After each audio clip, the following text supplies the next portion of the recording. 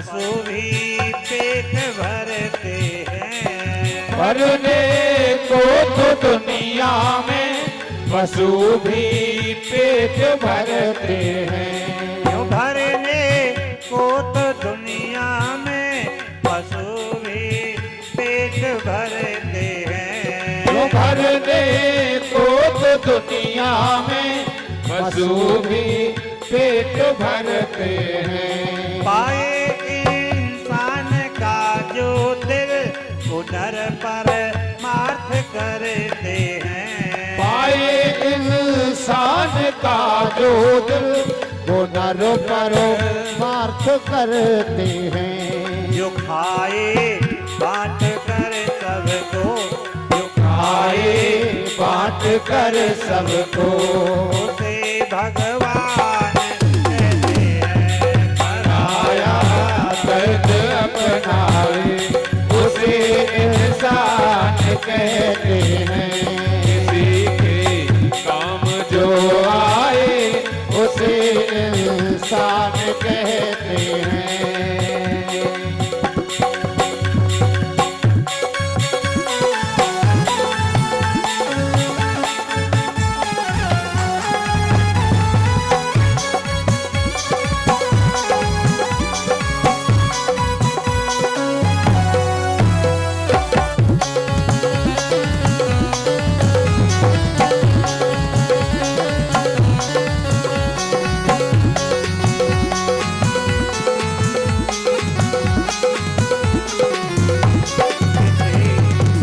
काम जो आए उसे इंसान कहते हैं। तो तूने दूसरे का जीवन और बिगाड़ दिया। दो शिष्य बुलाए कि जाओ राजा परीक्षित को सूचना दे करके आओ। दोनों शिष्य चल दिए जी। अब इधर में महाराज हुआ है क्या कि मुकुट उतार के अलग रखो, बुद्धि लौट। हाँ? और विचार आया रे तेने एक ऋषि को बड़ा अपमान किया है, भाई इसको दंड तो मुझे अभी मिल जाना चाहिए, क्यों कर्म तो भोगना पड़ता है। आज मैं हंस करके भोग लूंगा।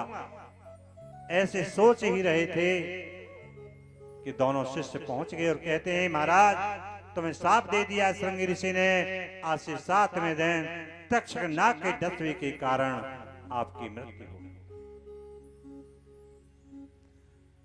बड़े प्रसन्न भई परीक्षित, है ना।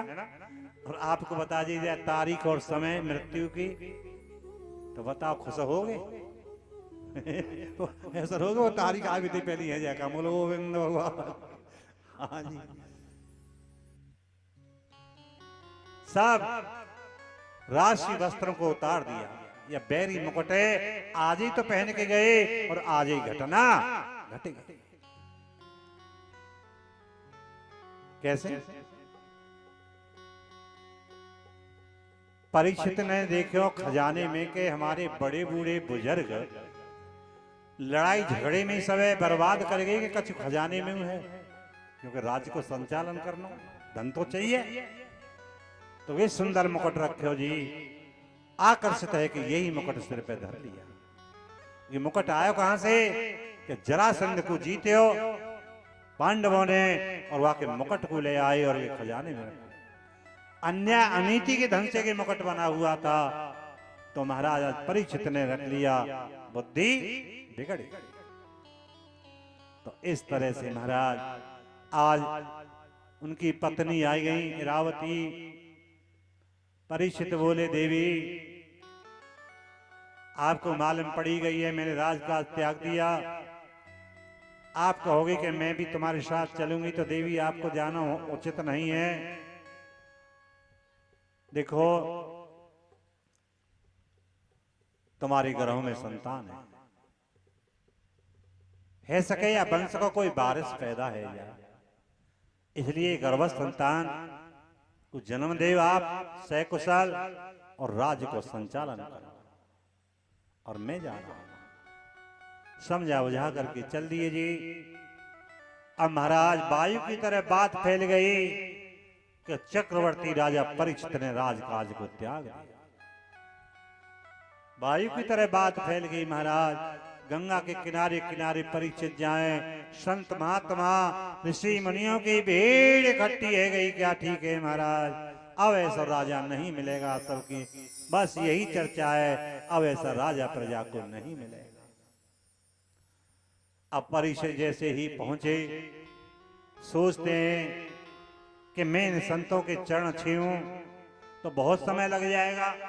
चरण छीवे में संतों का क्षण और अन्न का कण कभी बर्बाद नहीं करना चाहिए।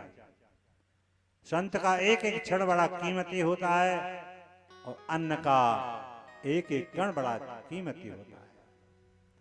आपके एक अन्न के कण से चेंटी का पेट भर सकता है, शांति से वो रात्रि में सो सकती है। इसलिए संत का क्षण और अन्न का कण कभी बर्बाद नहीं करना चाहिए। दूर से ही सबके लिए दंडवत प्रणाम परीक्षित ने की और उसी समय पे महाराज संत सोच भी लगे भाई इनको कल्याण होना चाहिए। कोई कहता है भाई महामृत्युंजय का अनुष्ठान करवाया जाए, समय लगेगा। कोई कहता है नवापरायण करो जाए, समय लगेगा। सब ऐसे ऐसे सोच रहे हैं जिससे परीक्षित का उद्धार हो। लेकिन भगवान ने नारद को प्रेरणा दी। नारद गए कहाँ, जहाँ वन में सुखदेव जी, और जैसे ही सुखदेव जी के पास पहुंचे तो कहा कुछ नहीं नारद ने, केवल भागवत के श्लोक शास्त्रीय संगीत में बोलने लग गए। समाधि टूट गई और महाराज नारद जी मन श्लोक बोलते जा रहे हैं और मुड़ के आ रहे हैं, पीछे सुखदेव जी चल दिए।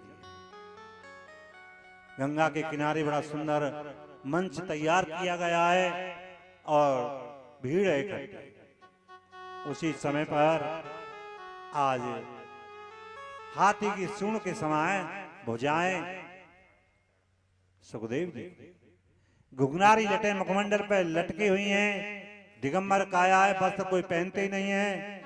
और महाराज चौड़ो वक्षस्थल, चेहरा पे आलोकिक तेज है। सुखदेव आज चले आ रहे, बालक है, मैया बहना धूल मार रही, मिट्टी मारी, नंगा बाबा जाए मन नंगा बाबा जाए, ऐसे करके महाराज सुखदेव जी पर किसी का कोई असर नहीं और चले आए जी गंगा के किनारे। जैसे ही पहुंचे ऊंचे सिंहासन पे उनको विराजमान किया। सब खड़े है गए सुखदेव जी के स्वागत में। सुखदेव जी के पिता व्यास जी, बाबा पारासर, पड़बाबा पड़पड़बाबा सगरे बाबा ठाड़े है गए बाबा सुखदेव जी के स्वागत में। अरे अवस्था सुखदेव की 16 वर्ष की है तो क्या है, वो ज्ञान के बुढ़े और ज्ञान के बुढ़े को सम्मान। इस तरह से महाराज अब मस्तक रख दियो जी सुखदेव जी के चरणों में महाराज परीक्षित हैं। और सभी संत महात्मा ऋषि मुनि आग्रह कर रहे हैं कि भाई आप ऐसा करें परीक्षित कि ऐसा प्रश्न करो जिससे तुम्हें के 7 दिन तक कथा सुना सके, नहीं तो ज्यादा समय रुकते नहीं। सुखदेव जी एक स्थान पर कितने समय रुकते हैं, गौ दोहन मात्र, जितनी देर में गाय की धार कड़े उतनी देर ही रुकते हैं, ज्यादा नहीं रुकते।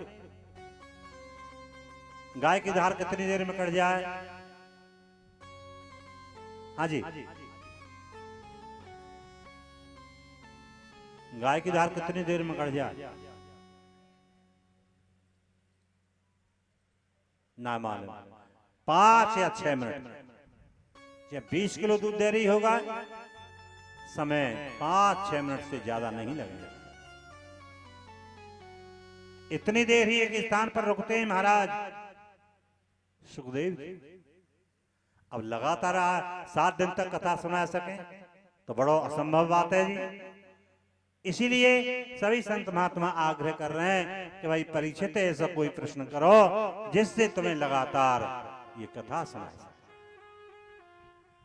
ऐसा कोई प्रश्न।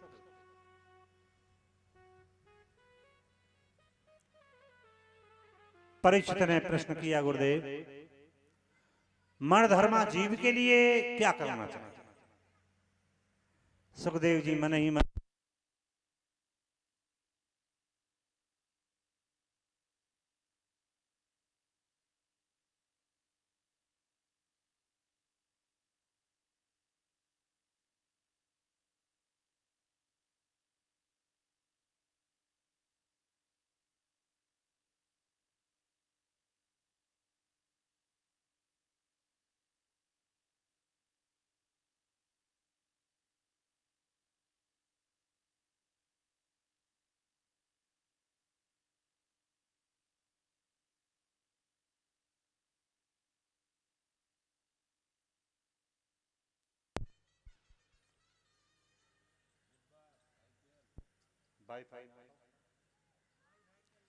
हाँ जी।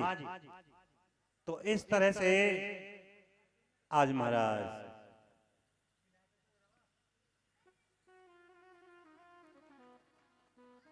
मणधर्मा जीव के लिए क्या करना चाहिए?